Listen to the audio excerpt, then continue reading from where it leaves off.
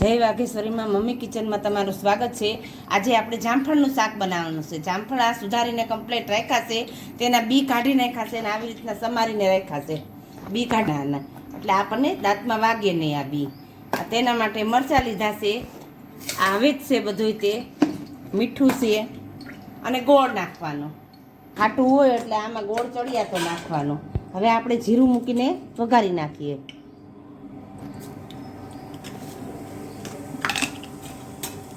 સાથે થોડીક હિંગ લેશું અને થોડોક મસાલો લેશું।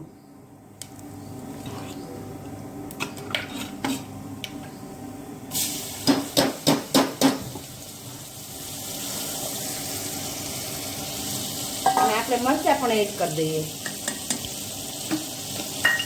હવે આપણે બધું હવે જ કરી નાખીએ। અડધી ચમચી હળદર, 1 ચમચી ભરીને મસાલો,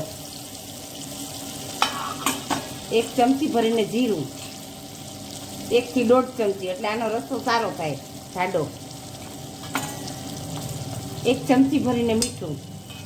હવે આપણે ગોળ એડ કરી દઈએ। આપણે આને વિસલ વગાડી નાખીએ, 3 વિસલ વગાડીએ આપણે આને। આ સાવ ઈજી છે શાક, ઘડીકમાં બની જાય। આ જામફળનું શાક આપણું તૈયાર થઈ ગયું છે। આપણે જામફળનું શાક આપણું તૈયાર થઈ ગયું છે। આ 11નો અપ્પા કે એવું કંઈક હોય તો આ ફરાળમાં ગણાય, આ ખાવું હોય તો ખાઈ શકાય। હવે કોથમરીથી આપણે ગાર્નિશ કરી લઈ। આપણું જામફળનું શાક આપણું રેડી તૈયાર થઈ ગયું છે। જો તમને અમારી રેસીપી પસંદ આવી હોય તો અમારી ચેનલને તમે સબસ્ક્રાઈબ કરજો।